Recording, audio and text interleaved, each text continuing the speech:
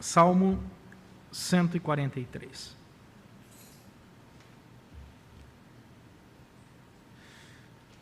Atende, Senhor, a minha oração, dá ouvidos às minhas súplicas, responde-me segundo a tua fidelidade, segundo a tua justiça.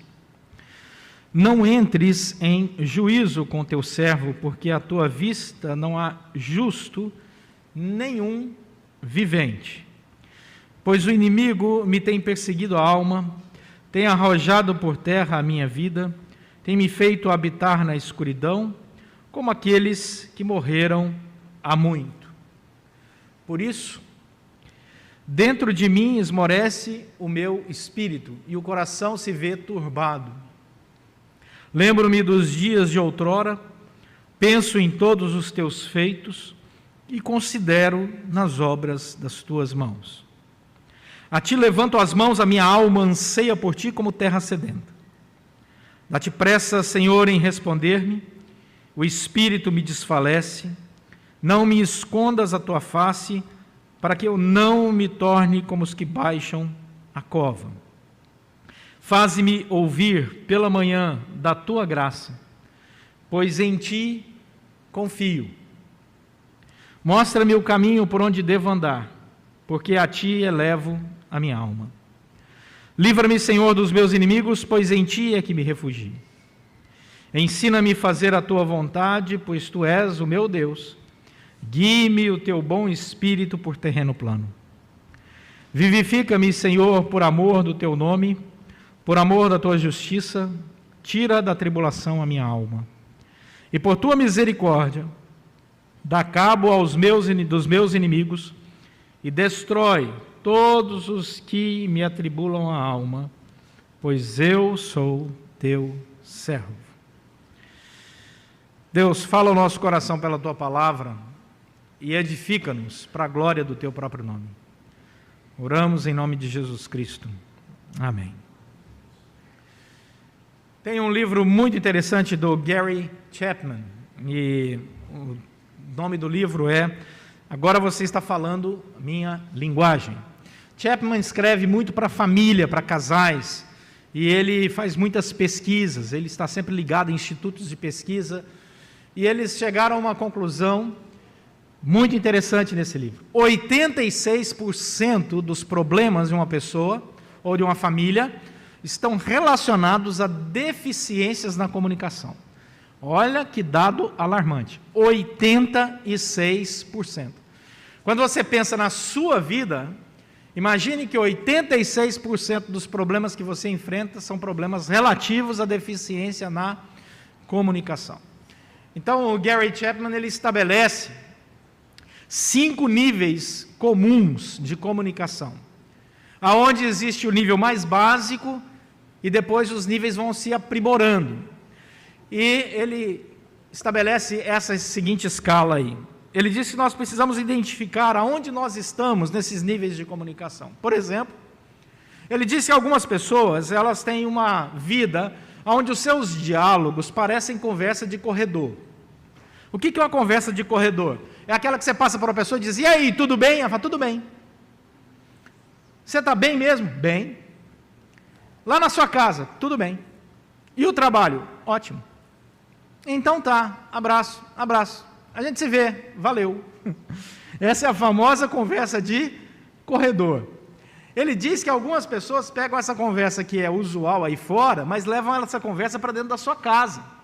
Leva a conversa para dentro dos seus relacionamentos, ou seja, nos seus relacionamentos, dentro da sua casa, no trabalho, na igreja, você não escuta mais do que essas curtas frases de corredor.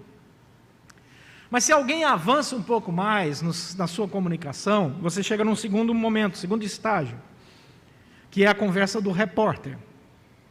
O que é a conversa do repórter? A conversa do repórter é aquela pessoa que só se interessa pelos fatos.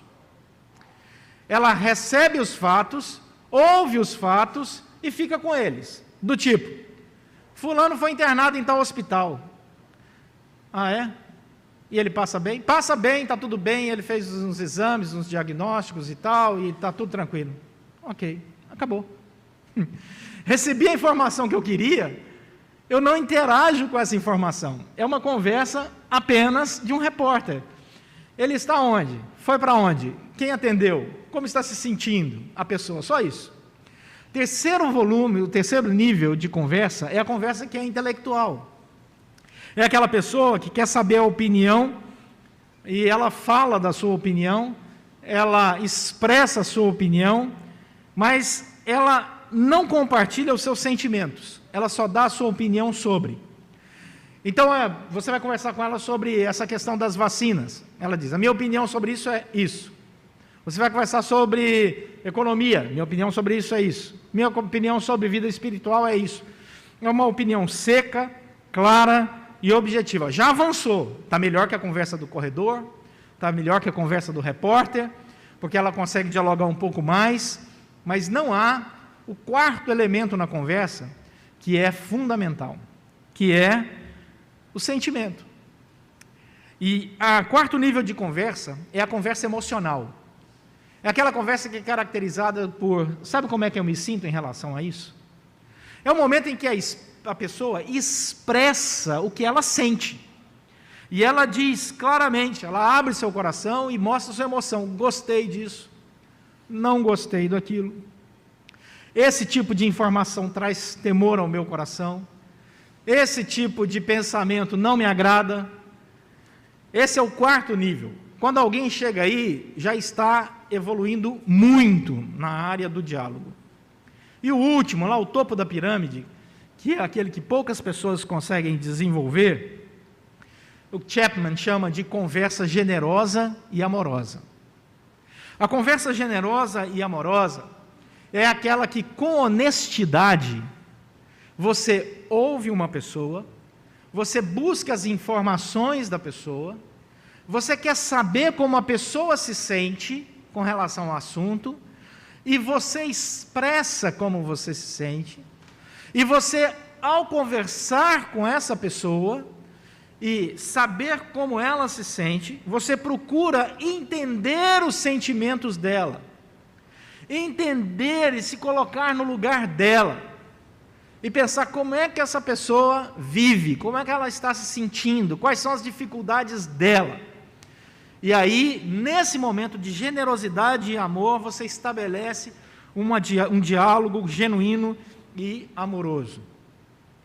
Por exemplo, quando você chega na sua casa e você entende que a outra pessoa teve um dia difícil, você não apenas quer falar do seu dia difícil, você entende que a outra pessoa às vezes está sem paciência porque ela teve um dia difícil, porque ela está com problemas familiares, porque ela está com problemas no trabalho, porque ela está com problemas lá na escola, e você então se coloca no lugar dela, antes de cobrar qualquer coisa, pensa o contexto da vida dela, e então você se dispõe a ouvir, a expor seus sentimentos, a ouvir os sentimentos do outro. Esse nível de conversa é extremamente generoso, extremamente amoroso, extremamente produtivo. Quando nós olhamos para esse texto dos Salmos, nós devemos fazer a seguinte pergunta: quem escreveu o texto? Por que ele escreveu esse texto? O que estava acontecendo na vida de quem escreveu esse texto? Quem escreveu o texto foi o rei Davi. Ele vai dizer para nós aqui, nesse texto, abrindo o coração dele, que a vida dele não está fácil. Os comentaristas discutem se o momento em que Davi escreve esse salmo foi na perseguição de Saul ou na decepção com Absalão e com seus filhos. Eles não sabem o momento exato, sabem que o momento é de grande tribulação e que o inimigo está vindo contra ele e que está abalando a alma dele. Mas aí tem uma outra pergunta que eu gostaria de fazer para você. Qual o interesse do Espírito Santo de Deus em inspirar Davi para escrever sobre um problema pessoal de maneira tão transparente, isso entrar na Escritura Sagrada e ficar gravado para mim e para você? Qual o interesse de Deus em revelar esse salmo para nós? O que esse salmo tem de tão especial, vindo do próprio trono de Deus, que pode nos orientar, ser útil para a nossa vida, já que o Espírito Santo deixou aqui revelado? Essas são perguntas que o texto vai responder, porque o texto vai falar sobre um Deus que se importa. Deus se importa com você, Deus se importa com todos nós. Nós não somos pessoas que Deus despreza, muito pelo contrário. Deus ama dialogar conosco. Deus ama dialogar com a sua criação. Desde o Gênesis, quando ele andava com Adão e Eva na virada da tarde, até o Apocalipse, quando ele diz: quem tem ouvidos, ouça o que o Espírito diz às igrejas. Deus quer ser ouvido e Deus quer nos ouvir. Hebreus diz assim: tendo Deus outrora falado muitas vezes, de muitas maneiras, aos pais, pelos profetas, nos últimos dias nos falou pela própria encarnação do Filho, da segunda pessoa da Santíssima Trindade. É como se Deus falasse assim: olha, estou mandando os profetas, estou mandando toda a minha revelação do Antigo Testamento, mas quer saber de uma coisa? Eu mesmo vou lá bater papo com esse povo. E ele vem e se encarna, para estabelecer um relacionamento onde não há mais dúvida que Deus existe e se importa conosco a tal ponto de morrer na cruz por nós, ressuscitar ao terceiro dia para nos reconciliar dialogalmente com Ele. Então esse texto é riquíssimo. Derek Kidner, um comentarista bíblico, ele diz que cada frase desse salmo, ela está pesada com a aflição de Davi, aonde nós, como leitores, não podemos jamais nos sentir sozinhos, porque a semelhança de todos nós, o próprio Senhor passou por dificuldades para mostrar o seu imenso amor e compaixão por nós. Em Mateus, no capítulo 26, no verso 38, quando Jesus está no Getsêmani, já indo para a cruz, a poucas horas da sua ida para a cruz, ele está orando com os discípulos, e o texto tem uma frase muito forte. Jesus diz assim: a minha alma está profundamente triste. Imagine Jesus dizer isso. Jesus dizendo: a minha alma está profundamente triste. E o autor de Hebreus diz assim: porque não temos um sumo sacerdote que não possa compadecer-se das nossas fraquezas, antes pelo contrário, Jesus foi tentado em todas as coisas à nossa semelhança, mas sem pecado. Então, quando você está profundamente triste, Jesus sabe o que você está sentindo, porque Ele já sentiu isso. Quando você está profundamente magoado, chateado, Jesus sabe o que você está sentindo. Quando você está extremamente feliz, Jesus sabe o que você está sentindo. Quando você está realizado, Jesus sabe o que você está sentindo. Quando você está com expectativa do que virá pela frente, Jesus sabe o que você está sentindo. E aí vem esse texto, e aprova ao Espírito Santo mostrar para nós como Davi, um homem segundo o coração de Deus, enfrentou um momento de tremenda dificuldade na sua relação dialogal com Deus, na sua comunicação com o Senhor. Versículo 1. Primeira coisa que você percebe aí, que Davi vai nos ensinar que uma conversa saudável é uma conversa aonde você tem intimidade com Deus. Orar é desenvolver essa intimidade com Deus. Orar é chamar Deus pelo nome. Quando se ora, a primeira coisa que você fala é o nome de Deus. Senhor, nosso Deus e Pai. A primeira coisa é identificar com quem você está conversando. Você não conversa com a natureza, ó mãe natureza, ó sol da lua, você fala com Deus, e Davi coloca o nome de Deus, Yavé. Olha aí no versículo 1, atende Senhor. Quando o Senhor está em letra maiúscula nos Salmos, você identifica que no hebraico é Yavé. Ele não chama ele de El Shaddai, Adonai, ele chama ele de Yavé. Eu estou falando com Deus que é todo poderoso, o Senhor, o eu sou, e Ele é tudo. Ele é o Senhor que a tudo preenche, Ele é tudo para mim, Ele é o Deus todo-poderoso, Criador de todas as coisas. Davi fala assim, é com esse Deus que eu estou orando. Deus tem nome, eu não oro para um Deus desconhecido. Paulo vai criticar isso lá em Atos, aos atenienses. Nós oramos para um Deus que eu conheço, eu sei o nome de Deus, tem intimidade com Ele. Davi diz assim, primeira coisa, ore a esse Deus que dá ouvidos, versículo 1, e que responde. Percebe o diálogo? Ele dá ouvidos e ele responde. É o que ele diz no versículo 1. Então ele fala, eu sei quem é Deus, o Deus que eu estou orando, eu sei que Ele dá ouvidos às minhas orações, e eu sei que Ele me responde. E Ele é um Deus pessoal, porque são as minhas orações e são as minhas súplicas. Davi deixa claro que esse Deus que dá ouvidos tem interesse naquilo que eu digo. Essa palavra dar ouvidos aqui em hebraico, a palavra a raiz dela é ozem. O que significa ozem? Você vai encontrar, por exemplo, em Provérbios, no capítulo 22, no verso 17, essa mesma expressão. Provérbios 22, 17 diz assim: inclina o ouvido e ouve as palavras dos sábios, e aplica o coração ao meu conhecimento. Inclina o ouvido e ouve as palavras dos sábios, e aplica o coração ao conhecimento. Perceba, não é um ouvir qualquer, é um ouvir com atenção. Eu quero ouvir alguém que tem algo para me ensinar. Outra vez essa palavra é citada em Jó, e em Jó ela tem uma poesia muito bonita, Jó 34, 3. Porque o ouvido prova as palavras como o paladar a comida. Jó 34, 3. Essa é a expressão ozem usada aqui. E é essa expressão que Davi está usando na sua oração. Senhor, ozem as minhas palavras, ouve as minhas palavras, ozem, com atenção. Ouve as minhas palavras como alguém que degusta uma comida. Eu que tenho uma tendência a gostar muito de comida, eu sei que comida é um negócio muito sério.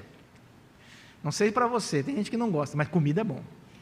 Porque quando você coloca uma comida na boca, ela diz que ela está mais salgada, se ela está comendo sal, se ela tem um tempero especial, e aquilo, dependendo da comida, vai ficar na sua memória. Né? A gente tem memória para comida, não tem? Olha o que o texto diz: ouve as minhas palavras como alguém que tem ouvido atento, como é o paladar para a comida. Ou seja, você degusta aquilo que eu estou dizendo. Essa é a qualidade da oração de Davi diante de Deus. Versículo 2. Segunda coisa que Davi vai nos ensinar é que Deus não é obrigado a responder às nossas orações. Deus responde às nossas orações por misericórdia e graça. Deus não tem obrigação nenhuma de responder às nossas orações. Deus não é nosso servo, Ele é nosso Senhor. Ele ouve a nossa oração e Ele responde a nossa oração porque Ele é gracioso, amoroso, misericordioso. E se tem uma oração que agrada a Deus, é a oração verdadeira. É a oração sincera. E aqui no versículo 2, Davi diz assim: eu sei quem é Deus, versículo 1, eu estou me relacionando com Ele através da minha oração, é uma oração particular, são as minhas súplicas, são as minhas dores.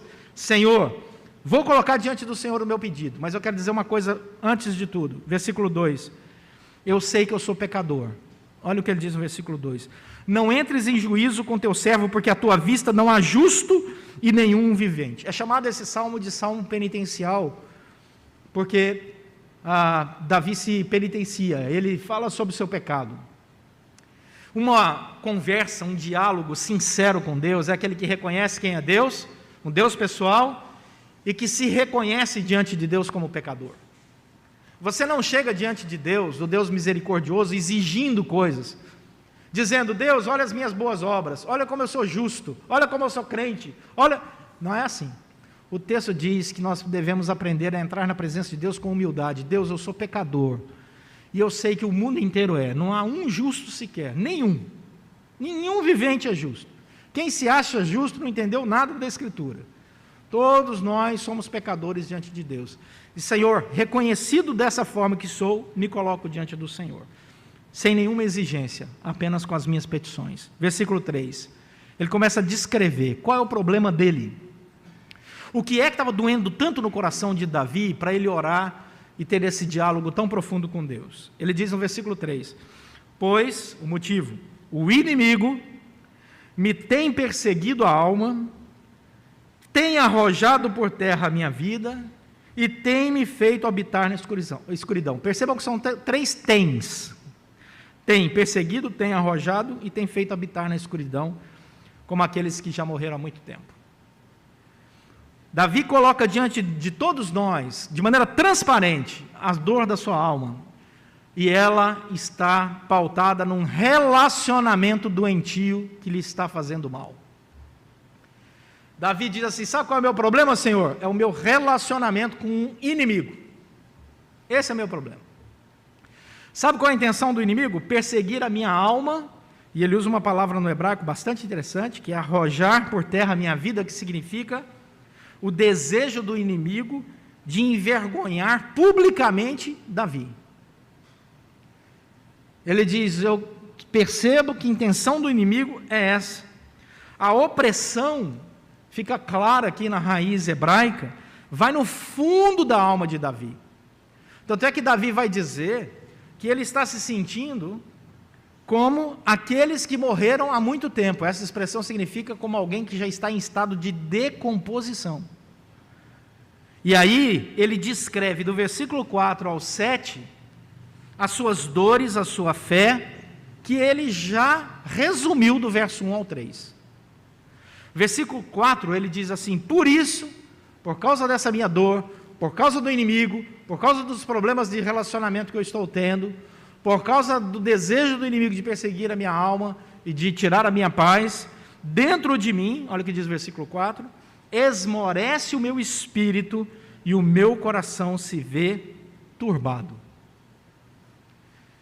O que Davi diz para nós aqui, abrindo o coração dele, é que ele perdeu o ânimo para viver.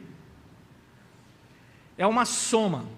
Os problemas estavam tão grandes no coração de Davi, que ele não tinha nem paz interior, nem disposição exterior. Você já viu uma pessoa muito abatida?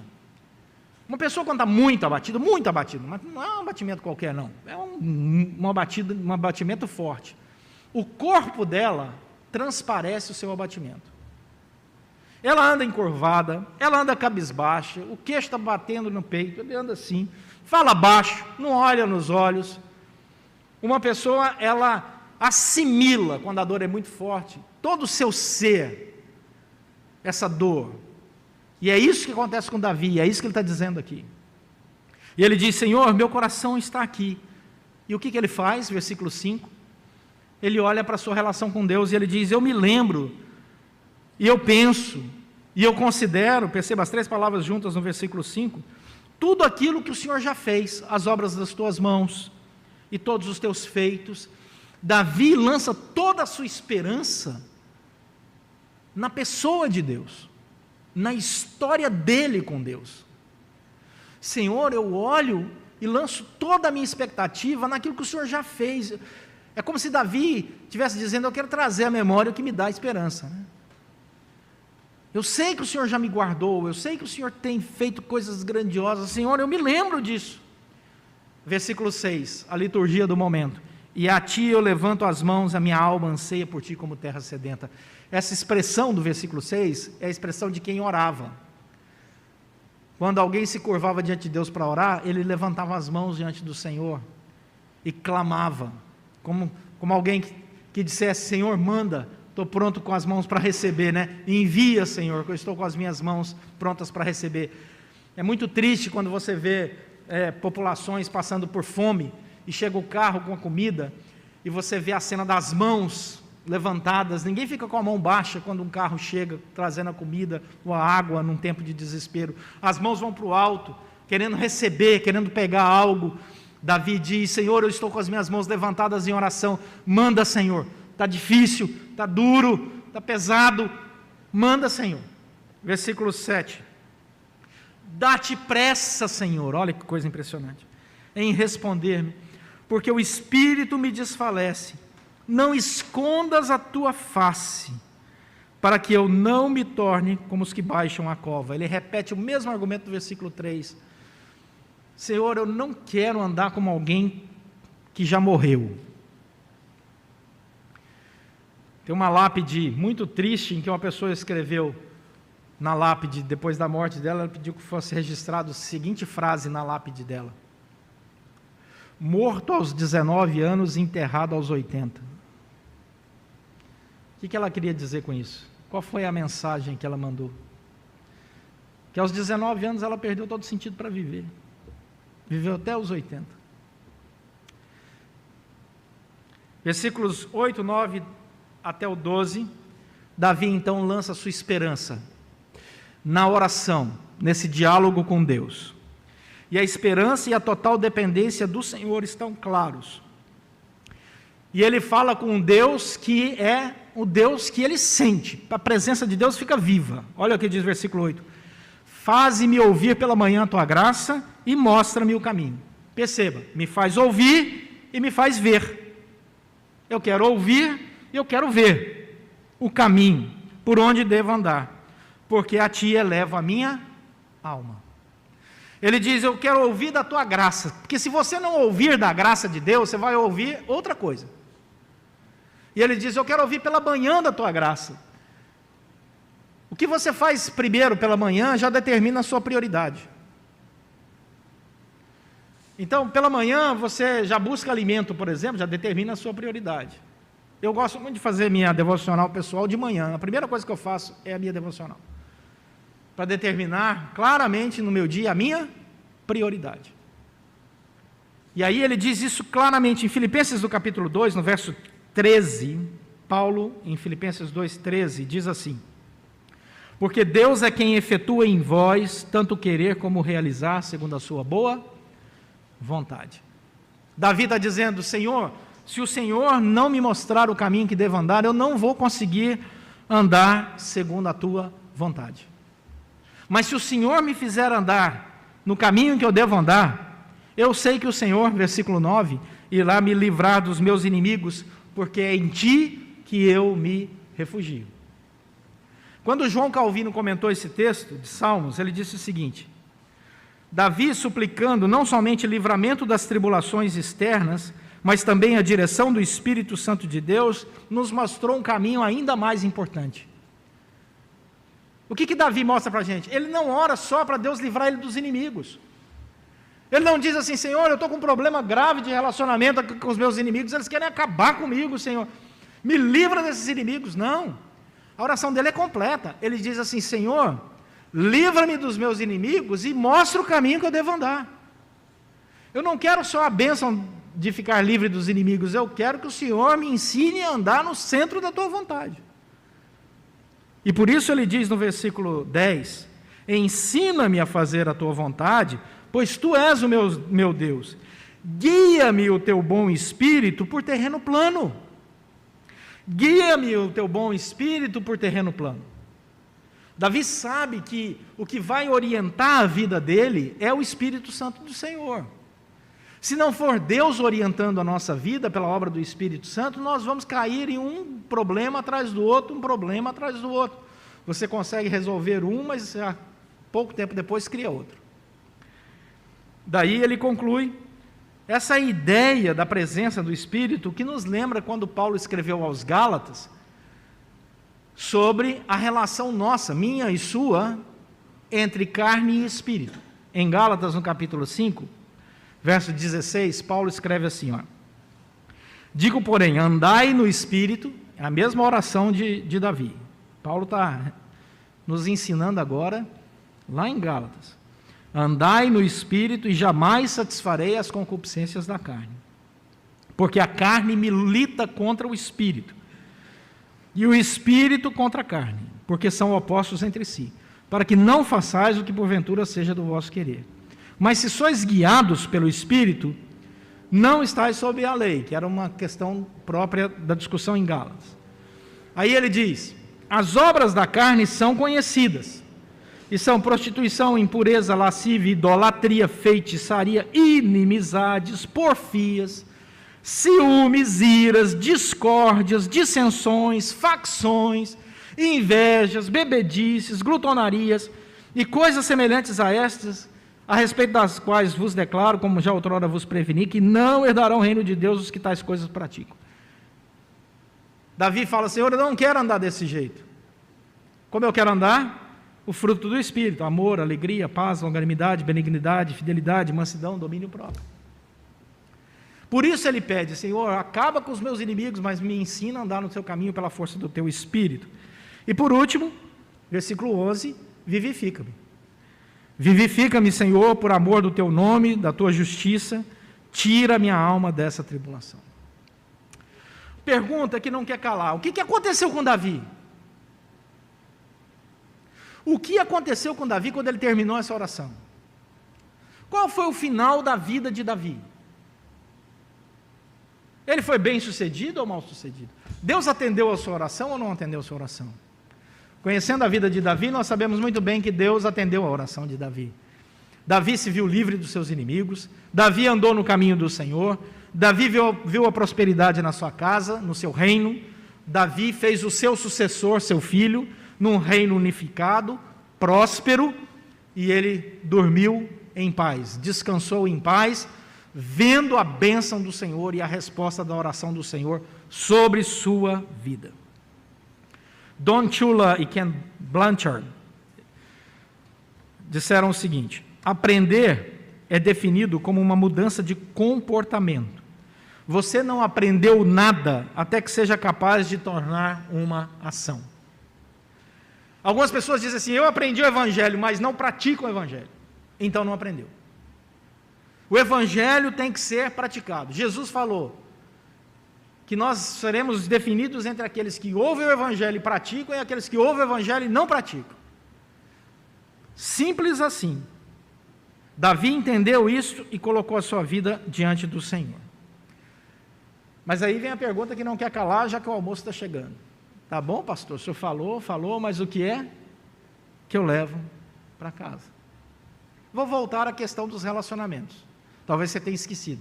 86% dos problemas de uma pessoa estão relacionados com a deficiência na comunicação. Pergunta: como resolver os problemas da comunicação? Algumas pessoas acham que para resolver os problemas de comunicação, nós temos que trabalhar na linha horizontal.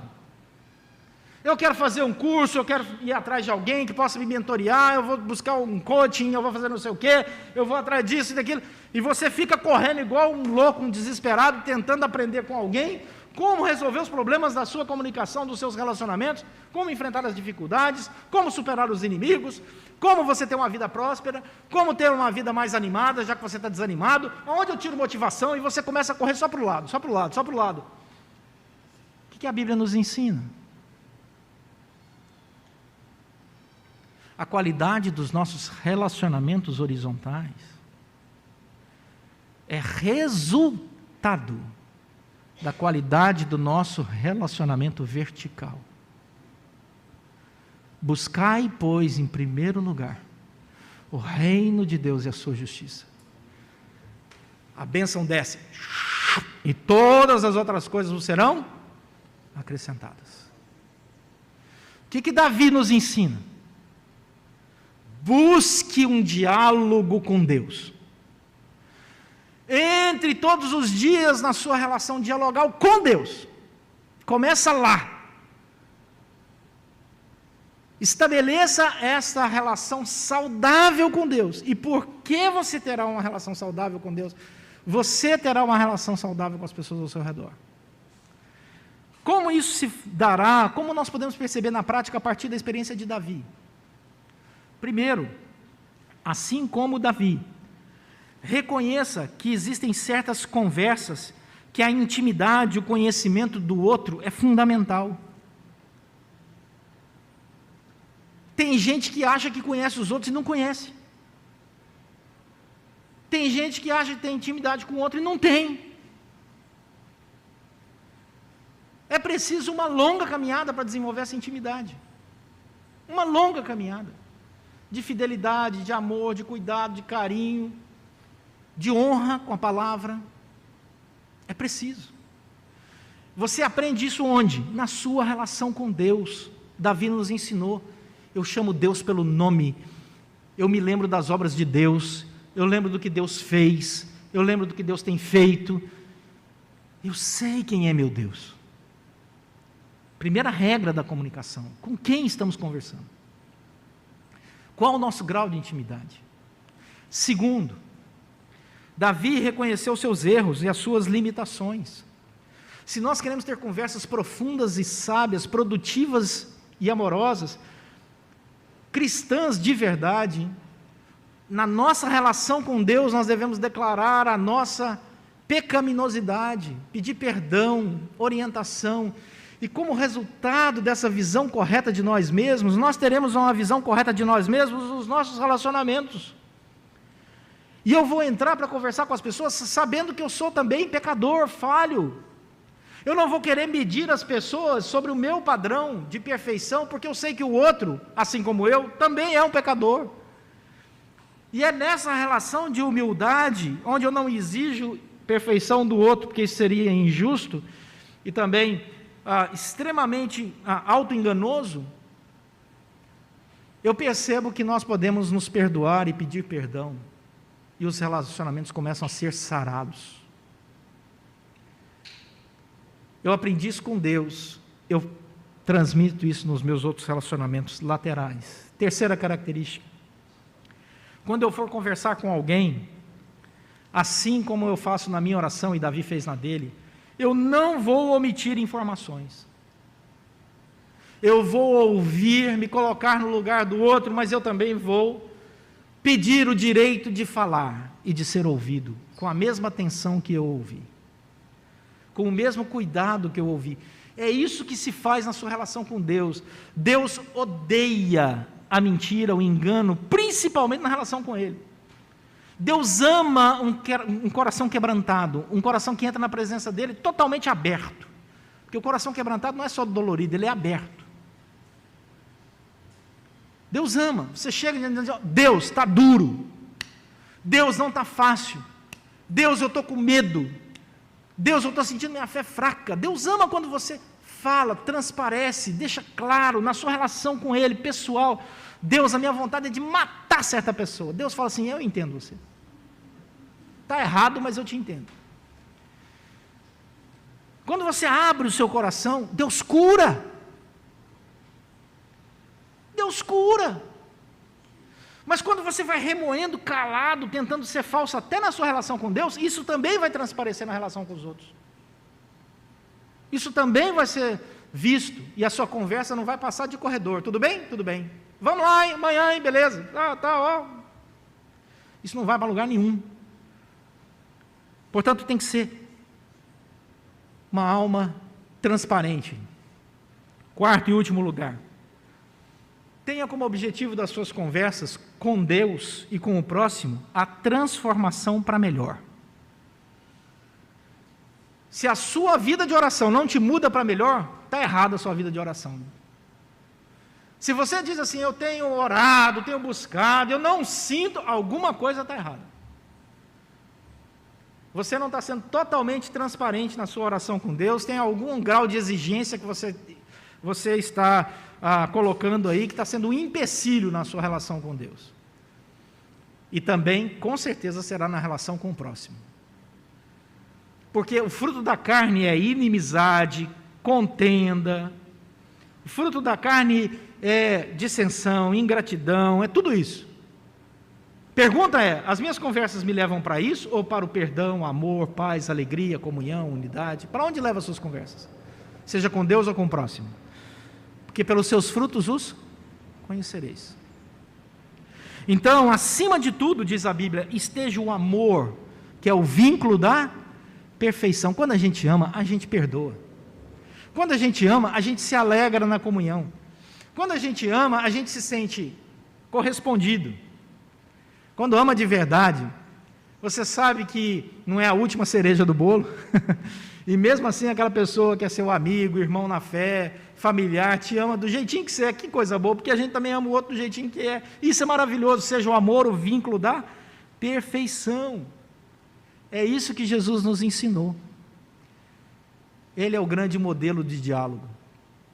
Porque Jesus tinha uma relação saudável de oração com o Pai.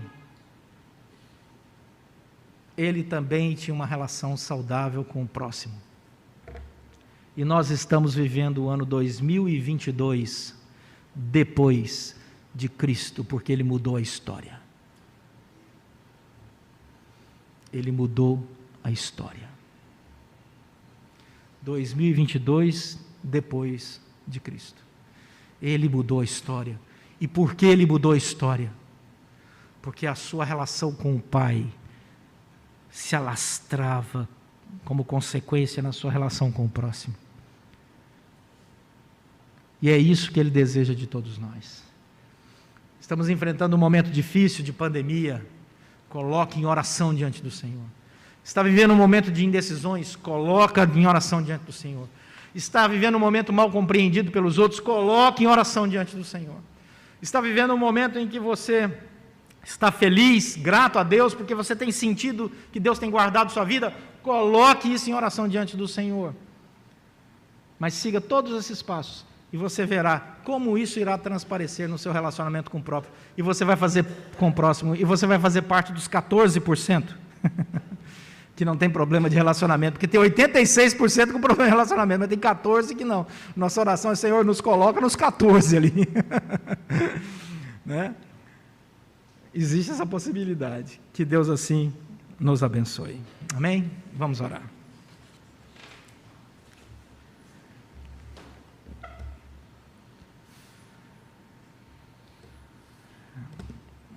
Senhor, nosso Deus e Pai, muito obrigado pelo exemplo de Davi, porque esse texto está registrado, mas acima de tudo, muito obrigado pela vida e obra de Jesus Cristo por nós.